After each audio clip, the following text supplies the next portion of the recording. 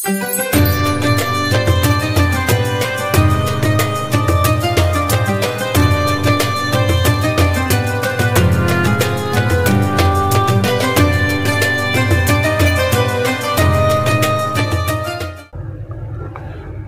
meneruskan ngaji kitab tafsir yang saya baca ini, Jalalain, pada surat Al-Mulk ayat yang terakhir ya mungkin. Qul ara'aytum min ahlakani Allah wa man ma'iya aw rahimana faman yujirul kafirina min 'adzabin alim. Qul huwar rahman wa amanna bihi wa 'alaihi tawakkalna fasata'lamuna man huwa fi dhalalin mubin. Qul ara'aytum in asbaha ma'ukum ghawran faman ya'tikum bima'in ma'in.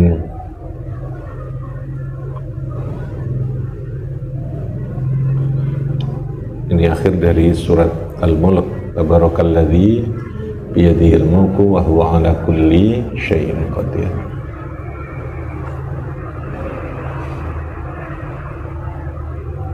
Jadi termasuk keutamaan atau fadilah, kelebihan, keistimewaan dari surat Al-Mulk ini adalah surat yang bisa memberikan perlindungan, menjaga seseorang di alam kubur saat ketika harus mendapatkan siksaan, itu bisa menjadi tameng, menjadi pembela ya, menjadi pembela bagi orang yang akan dihukum disiksa di dalam alam kubur itu. Bagi yang hafal, jadi hadisnya itu menghafal ayat ini, maka itu nanti akan muncul sebagai pengacara, sebagai pembela di dalam alam kubur bagi orang yang akan disiksa karena hukuman tertentu itu ya. Ini surat Al-Mulk. Jadi kalau bisa diusahakan, bisa dihafal, karena memang hadisnya itu menghafal ya, bukan membaca ya. Barang siapa yang hafal terhadap surat Al-Mulk ini, maka dia akan bisa terlindungi atau terjaga dari hukuman ketika di alam kubur nanti ya. Tabarakalladzi biyadihil mulk itu. Oke, ini surat atau ayat yang terakhir. Qul ara'aytum in ahlakani Allahu wa man ma'iya aw rahimana faman yujirul kafirina min 'adzabin alim. Qul, katakan wahai Muhammad, ara'aytum, bagaimana menurut kamu semua, bagaimana pendapatmu, in ahlakani, lamun ahlaka menghancurkan ni ing ingsun sapa Allah Gusti Allah, wa man lan orang-orang ma'ia kang sertani ingsun, minal mu'minina saking pira-pira wong mukmin, bi'adabihi kelawan siksane Gusti Allah, kama taqsiduna kaya oleh bermaksud seperti yang kamu inginkan, au rahima atau memberikan rahmat, au rahima atau memberikan rahmat sapa Allah na ing kita, falam yu'adzib maka ora menyiksa sapa Allah na ing kita,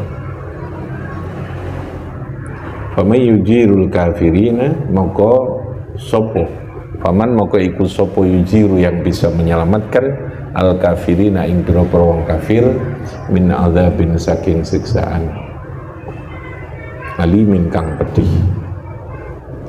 Jadi ayat ini dalam bentuk sebuah pertanyaan, redaksinya dalam bentuk pertanyaan. Qul ara'aytum in ahlakani Allahu wa man ma'iya aw rahiman faman yujirul kafirina min 'adzabin alim. Ai la mujira lahum, tidak ada yang bisa menyelamatkan iku mujud lahum maring kafirin minhu saking adzabin alim. Jadi seringkali penegasan atas sesuatu penjelasan itu menggunakan pertanyaan ya, pertanyaan. Jadi supaya gampang dipahami itu biasanya dibuatkan pertanyaan, lalu kemudian jawaban atas pertanyaan itu adalah sebuah penjelasan. Nah, Al-Quran ini dalam ayat ini Allah memberikan dalam bentuk pertanyaan. Kul, katakan Muhammad, aro'aitum. Aro'aitum itu apa yang menurut pendapatmu kayak apa? Menurut pandanganmu, bagaimana menurut persepsimu? Aro'aitum innah lakani Allah wa mammaya au rahimana. Jadi Allah dalam hal memberikan imbalan atau akibatnya, memberikan akibat atau imbalan terhadap perbuatan manusia. Jadi kan semua perbuatan ini nanti akan punya akibat gitu ya. Makanya saya katakan semua perbuatan manusia ini mas'uliyah. Apa namanya? Mas'uliyah. Mas'uliyah itu ada pertanggung jawaban, sehingga semuanya akan punya akibat. Maka dunia ini kalau dalam bahasa para ulama namanya darul amal. Akhirat nanti itu adalah darul jaza. Jadi dunia ini dalam bahasa agama, dalam bahasa Islam itu adalah darul amal. Apa namanya? Darul amal. Darul amal itu adalah tempat kita untuk melakukan amal perbuatan. Pembalasannya nanti di darul akhirah itu darul jaza. Akhirah itu darul jaza. Di sana sudah tidak ada amal. Di dunia ini jazanya nanti di akhirat. Kalaupun tuh ada beberapa hal yang oleh Allah sudah diberikan sesuatu pemberian atau pembalasan fadl di dunia ini ada, tapi itu belum sepenuhnya, artinya belum semestinya dari perbuatan yang dilakukan. Maka dunia ini darul amal, berarti kita nandur terus dengan amal kebaikan, nanti panennya, tukul panenannya buah kita mengambil manen itu ya di akhirat itu. Makanya akhirat itu namanya apa? Darul jaza. Di akhirat sudah tidak lagi ada amal, jadi sudah tentunya ketika sudah berakhir itu bisa dengan kematian. Makanya mati itu disebut dengan kiamat sugro, kiamat kecil, atau berakhir dunia secara keseluruhan. Ketika berakhirnya dunia, baik berakhir karena terjadi kematian untuk seseorang maupun nanti terjadi hari kiamat, maka ketika itu sudah tidak ada lagi amal perbuatan yang bisa dilakukan, sudah berakhir. Kalau dalam bahasa Nabi bahkan seseorang itu kalau sudah yugharghir itu ruh sudah dicabut, sudah mulai naza, yugharghir, maka semua sudah tidak lagi bisa diterima. Ya, taubat itu harus ditolak ketika itu. Yuqbalu, innallaha yaqbalu taubatal abdi malam yugharghir. Malam yugharghir itu sepanjang seseorang itu ruhnya belum sampai di tenggorokan. Malam yugharghir. Karena kalau sudah di situ sudah ditutup, sudah selesai, sudah the end. Amal perbuatan itu sudah selesai. Amal ya. Karena sudah masuk pada darul jaza. Kecuali jenis amalnya sudah tidak ada, tapi nilai investasi atau ganjaran amal ada yang masih bisa terus berjalan meskipun sudah mati orangnya itu. Nah, itu yang disebut dengan amal jariyah. Apa? Amal jariyah. Amal yang al-jari, yang jarun itu artinya yang mili, ya, yang tidak putus. Ganjaran itu terus milih, namanya amal jariyah. Pahalanya masih bisa bertambah sampai terjadi kiamat, gitu ya. Amal jariyah itu amal yang masih pahalanya mengalir ketika masih belum terjadi kiamat. Kalau sudah kiamat ya semua terputus semua sudah. Yang amal jariyah itu pun sudah tidak lagi memberikan kontribusi. Kontribusi amal masih ada ganjaran itu ketika masih dikubur orang itu ya. Di di alam barzah. Orang di alam barzah itu kalau dia punya amal jariyahnya masih bisa membantu terus. Anaknya masih bisa mendoakan, gitu lah ya. Waladin sholihin yad'ulah, ilmin yuntafa'u bihi, shadaqatin jariyatin. Itu ketika orang masih berada di dalam, belum terjadi kiamat gampangannya, masih di alam barzah itu. Ya.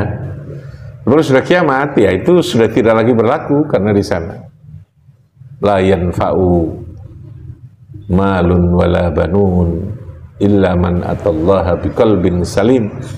Yauma la yanfa'u malun wala banun, berlakunya itu ya. Nek wis terjadi kiamat, maka sudah tidak ada lagi gunanya, semuanya nggak berguna kecuali tadi man atallaha biqalbin salim. Nah itu ya, artinya yang tadi masih bisa dibantu dengan amal jariyahnya ketika dikubur itu sudah tidak ada lagi. Nah itu makanya semua perbuatan itu mas'uliyah tadi ini, ada pertanggung jawaban itu. Nah di dunia Allah itu memberikan kepada siapa saja. Rahmatnya Allah, kasih sayang Allah itu berlaku untuk siapa saja, baik orang yang dibenci oleh Allah maupun orang yang dicintai Allah, itu sama-sama diberi rahmat. Dikasih makan, dikasih hak untuk hidup, ya, dikasih hak untuk sukses, dikasih untuk hak untuk menang, itu sama. Dikasih hak untuk menangis, untuk sedih, untuk kalah, itu hak itu ketika di dunia itu sama. Allah yu'ti ad-dunya liman yuhibbuhu wa man la yuhibbuhu. Rumusnya itu. Di dunia ini Allah bisa memberikan kepada siapa saja. Baik wong sing Gusti Allah seneng nak wong iku karena wonge beriman, taat, itu berarti orang yang disukai Allah. Atau man la yuhibbuhu. Jadi Allah yu'ti ad-dunya liman yuhibbuhu wa man la yuhibbuhu. Orang kafir itu tetap dikasih. Orang kafir juga bisa sukses. Orang kafir juga bisa kaya. Orang kafir juga bisa menang di dunia. Makanya Nabi pernah juga dikalahkan. Ketika perang Nabi juga pernah kalah. Nabi juga pernah berdarah-darah. Orang kafir bisa. Karena di dunia apa? Allah memberikan kepada semua, tentang semua. Apa itu DKI kafir. Tapi di akhirat nanti tidak. Rahmat Allah hanya berlaku untuk orang siapa? Man yuhibbuhu. Wallahu yu'ti al-akhirah yu'ti fil akhirah liman yuhibbuhu. Hanya untuk orang yang dicintai oleh Allah. Siapa yang dicintai? Yaitu orang yang beriman, yang taat kepada Allah. Itulah orang yang dicintai Gusti Allah. Itu maksudnya begitu. Sehingga untuk di dunia Allah bisa memberikan apa saja kepada siapa saja itu. Karena rahmat Allah di dunia ini bersifat universal. Bersifat umum. Tidak terbatas kepada siapa saja, kepada apa saja, kapan saja itu. Tapi di akhirat nanti tidak. Wa may yujirul kafirina min 'adzabin alim. Jawabannya kul huwarrahmanu amanna bihi wa alaihi tawakkalna. Kul, katakan Muhammad, yang bisa menyelamatkan manusia baik di dunia maupun di akhirat, kata Allah menyampaikan pada Nabi Muhammad, kul, katakan wahai Muhammad, huwa iku huwa utawi man yujir tadi ini wa man yujirul kafirin, iku ar-Rahmanu, zat yang maha welas asih. Tadi Rahman tadi bersifat universal, maka disebut dengan istilah Rahman tadi ini ya. Kasih sayang yang apa? Universal, yang tidak terbatas.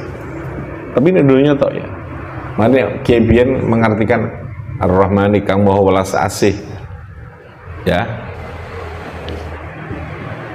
welas asih dalam dunia akhirat, Ar-Rahim kang welas asih ing akhirat bloko. Itu maksudnya universalitas tadi. Qul huwar rahmanu amanna bihi wa alaihi tawakkalna. Wa utawi man iku ar-rahmanu Allah, zat yang maha welas asih, dia kita yakini.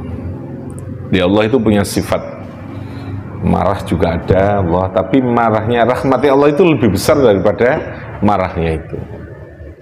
Wasi'u ya rahmati wasi'at kulli syai, kulla syai. Wasi'at kulla syai.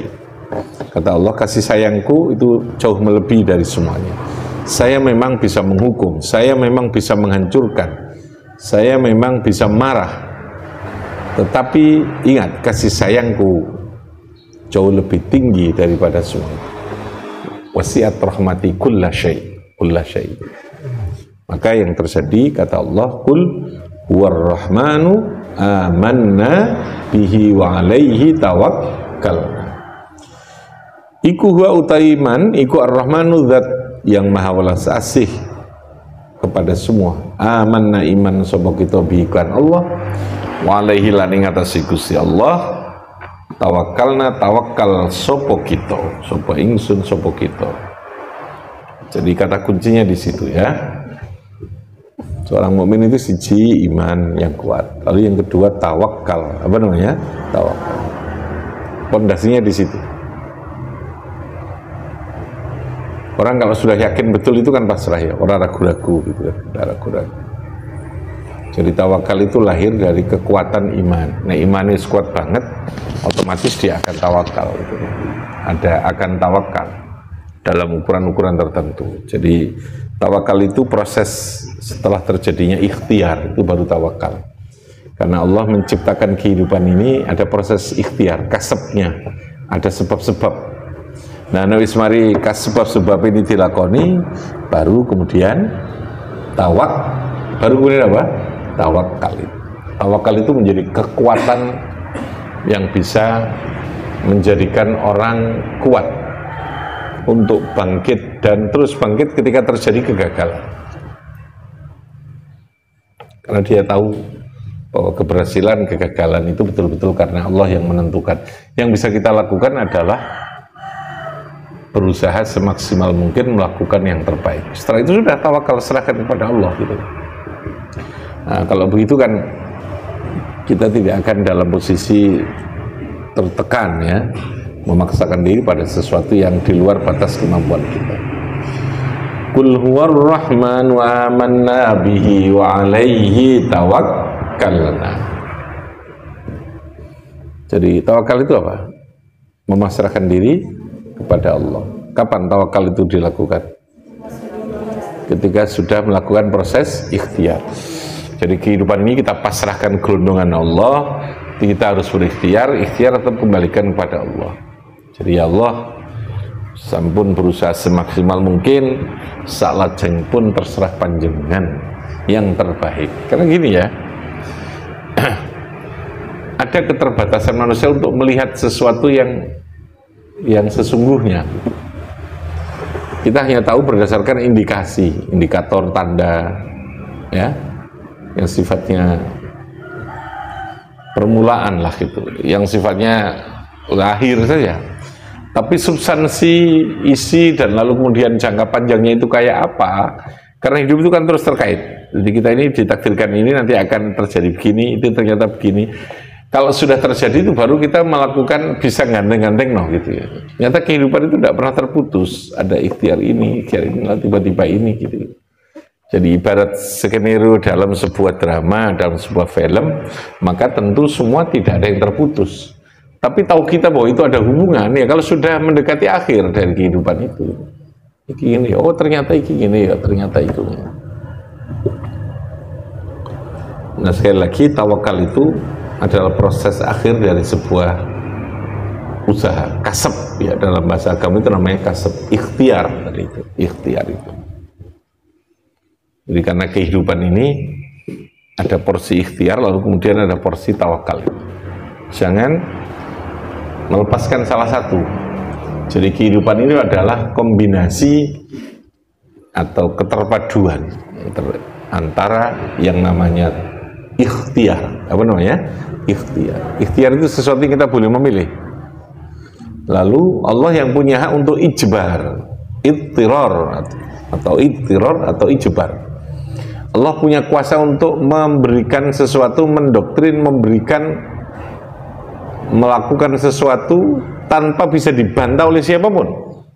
Nah, karena Allah punya zat yang jabbar tadi itu. Nah, bagi seorang mukmin ini, karena kita tahu ada kekuatan itu, maka yang kita lakukan tadi ini, lakukan ikhtiar terbaik, dan lalu setelah itu serahkan kepada Gusti Allah. Allah yang akan menentukan terbaik, apakah seperti yang kita inginkan, yang kita agendakan dalam ikhtiar itu, atau Allah bisa memilihkan yang lain. Karena kata Allah, bisa jadi kamu suka sesuatu, tapi sesungguhnya kamu tidak tahu sesuatu itu nanti akan menjadikan buruk bagi kamu itu. Sebaliknya, bisa jadi kamu membenci sesuatu yang kamu tidak suka saat ini, membenci. Tapi bisa jadi, kalimat asa itu bisa jadi sesuatu itu yang kamu benci adalah sesuatu yang terbaik bagi kamu.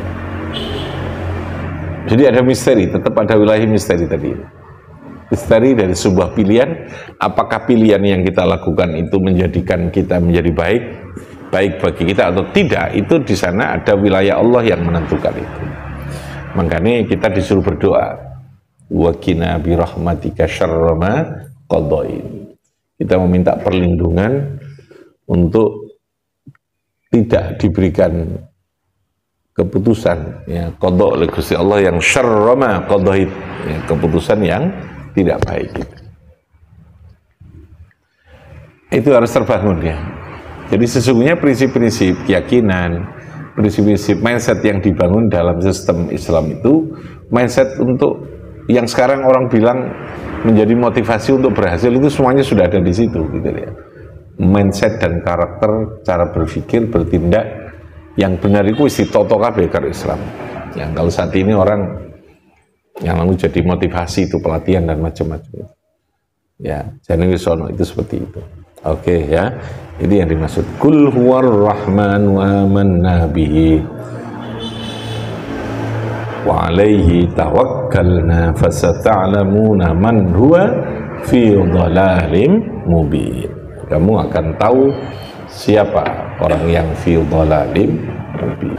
Bifa'na bi barakatihim wa dinal khusna bi hurmatihim wa mitna fi tariqatihim wa mu'afatihim. Assalamualaikum warahmatullahi wabarakatuh.